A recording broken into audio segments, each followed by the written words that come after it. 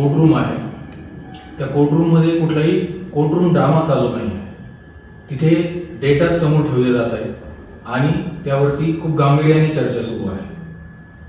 अशा काही कोर्टरूम आपण जर डोळ्यासमोर आणल्या आणि असे काही प्रश्न जर आपण इमॅजिन करू शकलो, आपल्याला भेडसावणार आहे, तर त्यामध्ये एन्व्हायरमेंट हा खूप मोठा आजचा जगाच्या चिंतेचा विषय झालेला आहे.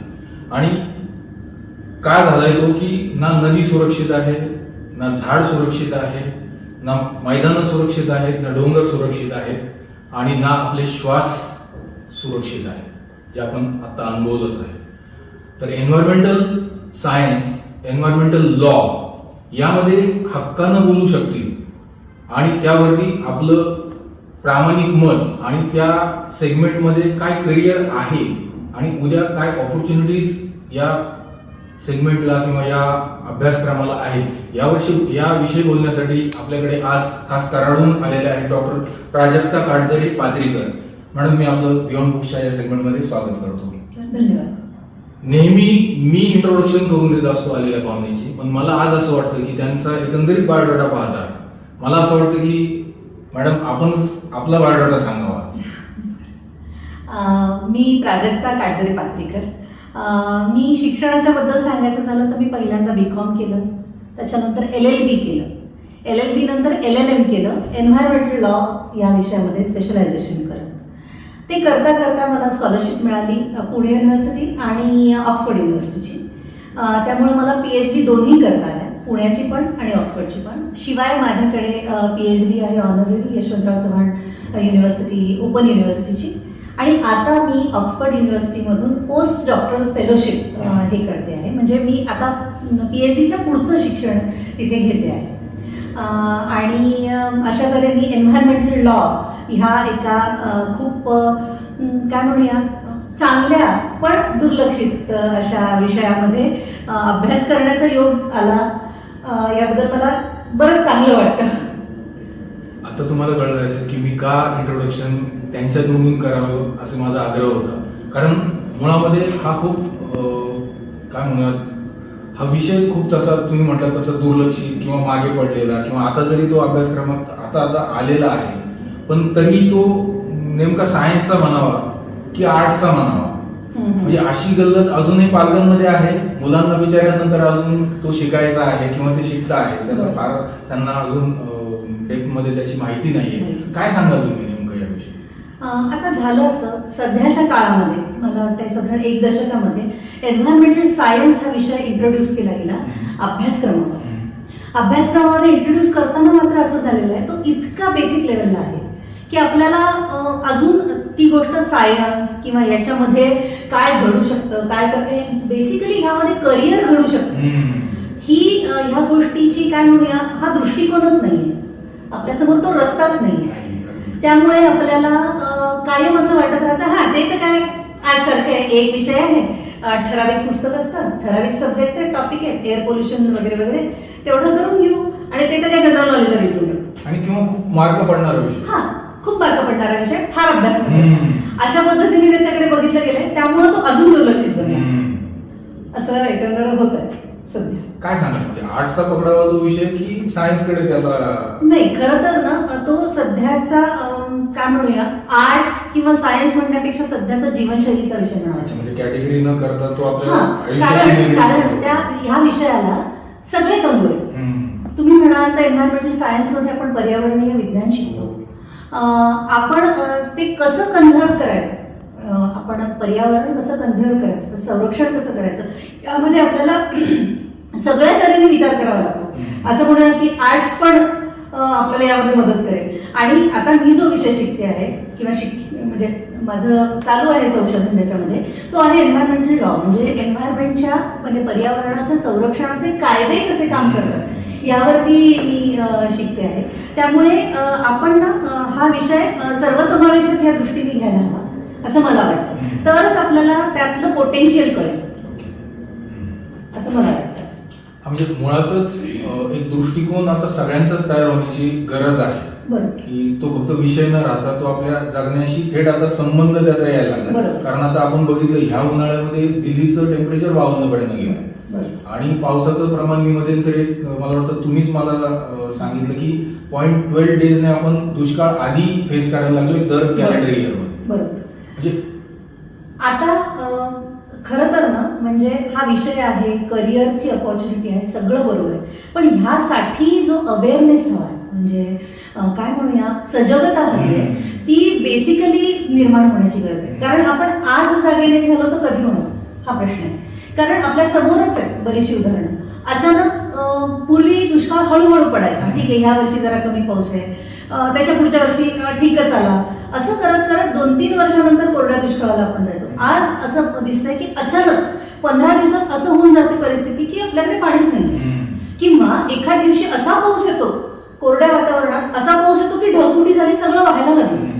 हे का होतंय? कारण एन्व्हायरमेंटच्या प्रती आपली असलेली संरक्षणाची भावना खरं तर आपल्यात ती सध्या नाहीच आहे, पण ती सजगता जी आहे ती म्हणजे आता बघण्याची गरज आहे. आज आपण नाही पाहणार तर आपण कधी या विषयाकडे पाहू, हे मुळात आपल्याला विचार करण्याची गरज आहे. आता ज्या काळामध्ये म्हणजे आजच आपण बोलतोय की अवेअरनेस तेवढा पोहोचलेला नाहीये अजूनही, जरी आपण आता 21व्या शतक ओलांडत आहोत, आणि ज्यावेळेस तुम्ही हा अभ्यासक्रम निवडला काय टप्पे होते साधारण तुमच्या शिक्षणाचे त्यावेळेचे? हा, शिक्षणाचे टप्पे म्हणाल ना तर मी म्हणजे खरं सांगायचं तर एन्व्हायरमेंटल लॉ हा सब्जेक्ट असतो आणि त्याच्यामध्ये LLM करता येतं वगैरे, ह्या सगळ्या गोष्टी मला आधी म्हणजे मी जेव्हा ग्रॅज्युएशन करत होते तेव्हा माहिती नव्हतं. म्हणजे कधी कधी असतं ना कोणाचं करिअर एकदम असं वेल डिझाईन्ड असतं, माहिती असतं मला हे व्हायचंय, याला हे करावं लागतं, असं माझं नव्हतं. कारण मी पहिल्यांदा बीकॉम केलं. बीकॉम केल्यानंतर मला हा एक कुठेतरी असं वाटत होतं आपण वकिली करायला पाहिजे, आपल्याला त्यात म्हणजे आवड आहे, म्हणून LLB पण केलं. पण LLMला गेल्यानंतर मला हे जाणवलं की आपल्याला म्हणजे स्पेशलायझेशनला बरेच सब्जेक्ट असतात LLMमध्ये. मी पुणे युनिव्हर्सिटीतून केलं, बरेच विषय असतात, तर त्याच्यामध्ये एन्व्हायरमेंटल लॉ हा विषय असा होता की जो इतका दुर्लक्षित होता की 14 वर्षांपासून तो विषय स्पेशलायझेशनसाठी सुरू आहे युनिव्हर्सिटीमध्ये, तरी सुद्धा तोपर्यंत मी तो विषय घेऊन LLM होईपर्यंत कोणीच त्यामध्ये LLM केलेलं नव्हतं, स्पेशलायझेशन केलेलं नव्हतं.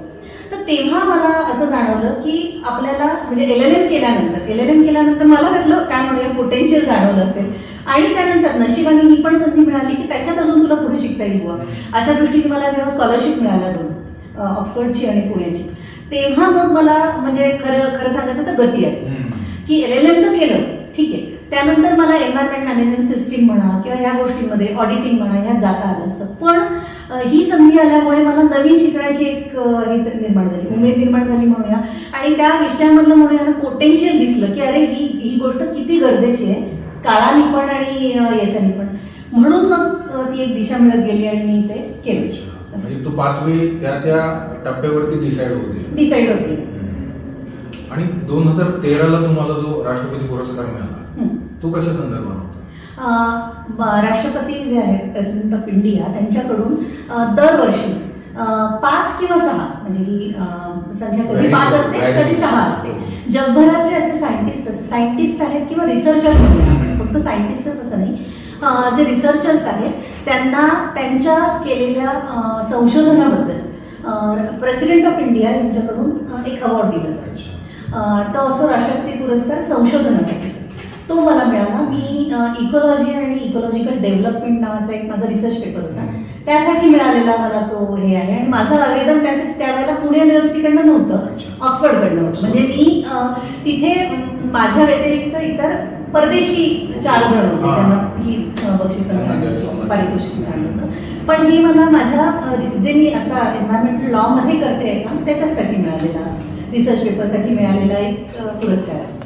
आता तुम्ही इकॉलॉजीचा म्हणजे विषय घेतला बोलताना, तर इकॉलॉजी आणि एन्व्हायरमेंटल सायन्स यामध्ये काय म्हणजे रिलेशन नेमकं काय एस्टॅब्लिश करू शकतो?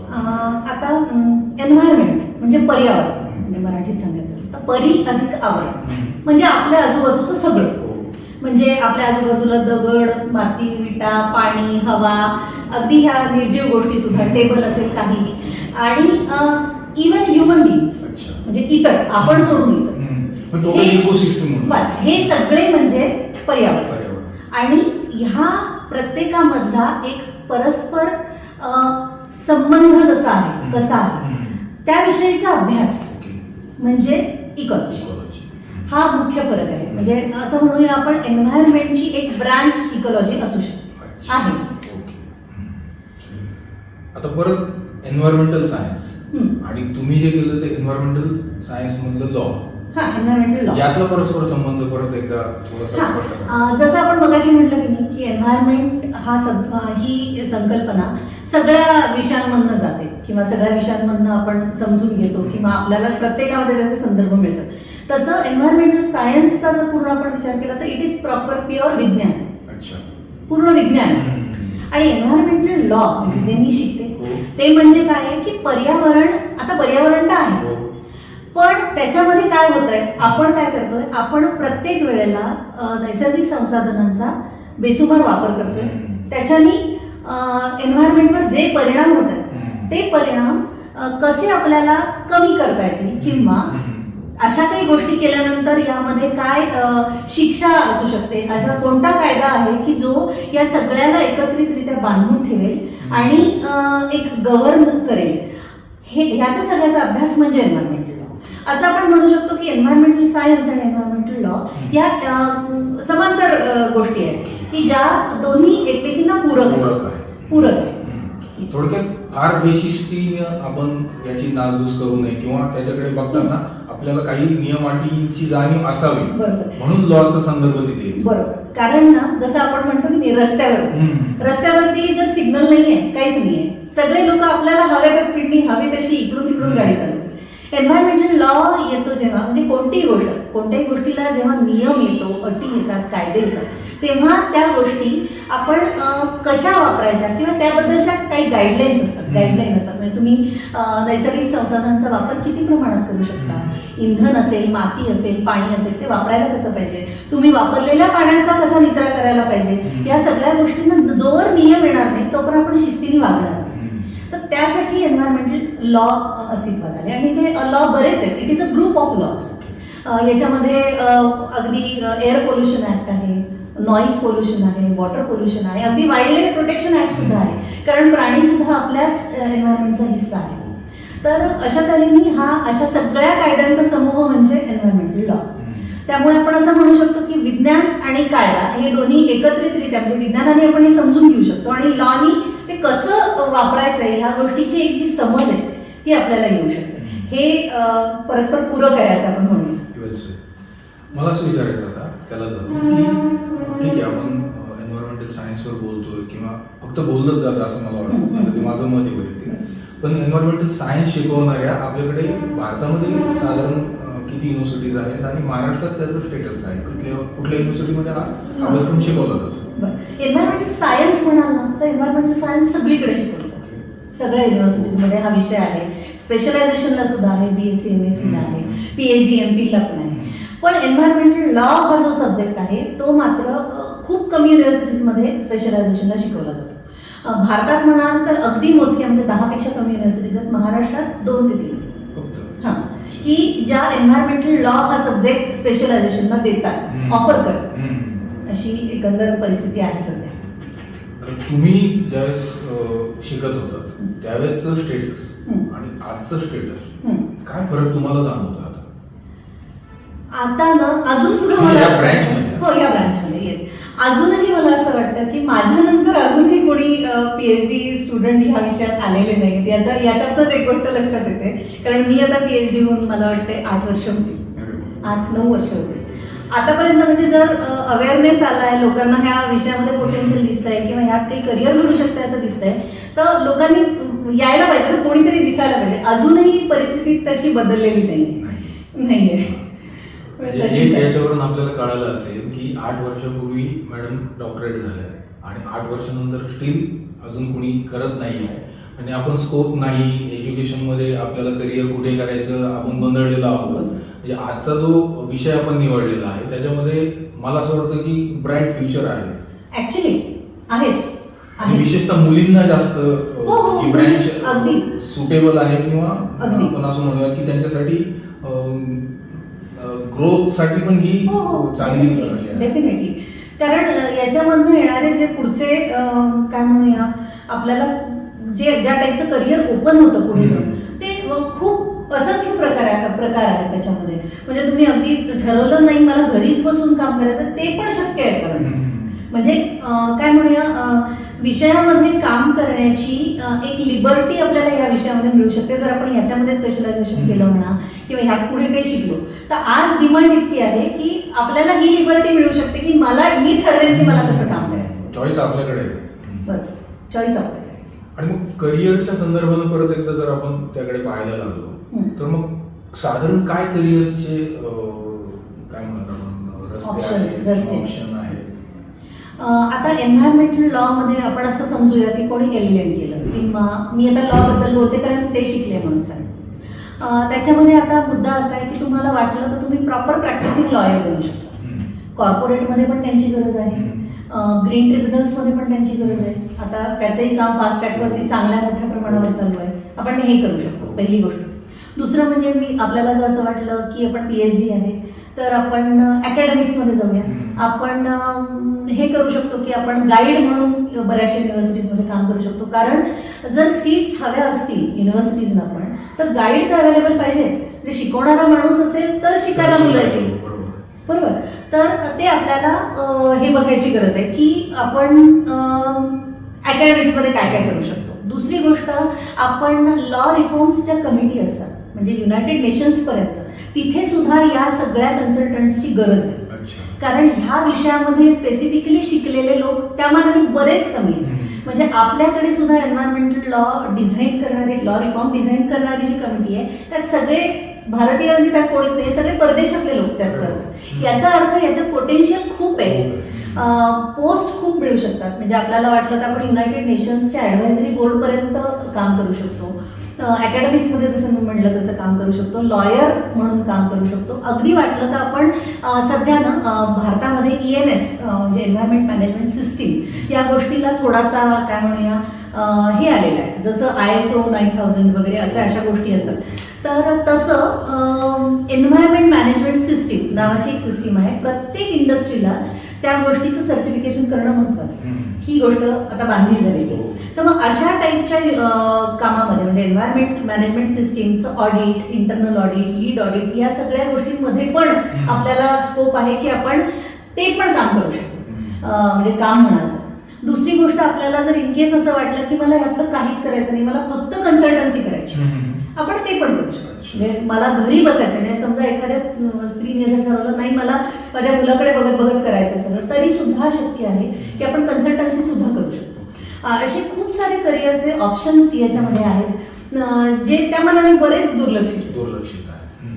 कारण जसं तुम्ही म्हटलं की घर सांभाळून करिअरही करता येतं आणि दुसरी गोष्ट की तुम्ही लिगल ॲडवायझर म्हणूनही तुम्ही काम करू शकता. कारण आता इन्फ्रास्ट्रक्चर ज्या वेगानं आपलं वाढतं आहे त्या अर्थानं खूप गरज या क्षेत्रामध्ये निर्माण झालेली आहे. आणि जो पॅटर्न ठरलाय की डॉक्टर, इंजिनियर, वकील आणि त्या पॅटर्नच्या बाहेर सहसा आपण पडावं की न पडावं हा गोंधळ प्रत्येकाच्या घरात 10वी-12वी मुलं आल्यानंतर सुरू होतात. आणि म्हणूनच आजचा जो आम्ही विषय निवडला होता की एन्व्हायरमेंटल सायन्स आणि एन्व्हायरमेंटल सायन्सशी रिलेटेड लॉज, आज मला असं वाटतं की बऱ्यापैकी मॅडमनी हा सेगमेंट किंवा ही ब्रँच आपल्यापुढे विस्तृतपणे सांगून त्याकडे आपण वळू तर आपलं निश्चित चांगलं करिअर आणि चांगल्या ऑपॉर्च्युनिटीज नॅशनली नाही तर इंटरनॅशनली होऊ शकतं. हे आज मॅडमकडनं आपल्याला कळालेलं आहे. मॅडम आपण बियॉन्ड बुक्समध्ये आला. पुन्हा काही सेगमेंटमध्ये आम्ही तुम्हाला जरूर इन्व्हाइट करू. त्यावेळेस तुम्ही अवश्य आम्हाला वेळ द्या. नक्की. धन्यवाद. वेगवेगळ्या फील्डचं आजचं स्टेटस आणि त्या फील्डमधल्या उद्याच्या ऑपॉर्च्युनिटीज याविषयी बोलतायत काही महत्त्वाच्या पर्सनॅलिटीज बियॉन्ड बुक्समधून. विजन क्लासेस ऑनलाईन मॉड्यूल या चॅनलवर पाहत रहा बियॉन्ड बुक्स.